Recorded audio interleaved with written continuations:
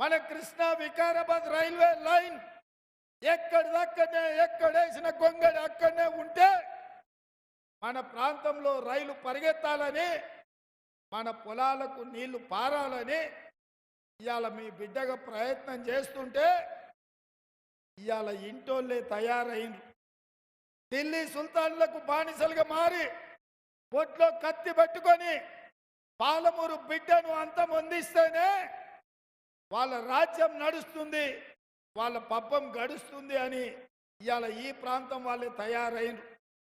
ఇవాళ ఈ మక్తల్ నియోజకవర్గ టిఆర్ఎస్ కార్యకర్తల్ని నాయకుల్ని నేను అడుగుతున్నా, బంగ్లా రాజకీయానికి మీ భవిష్యత్తును తాకట్టు పెడుతున్న మాట వాస్తవం కాదా?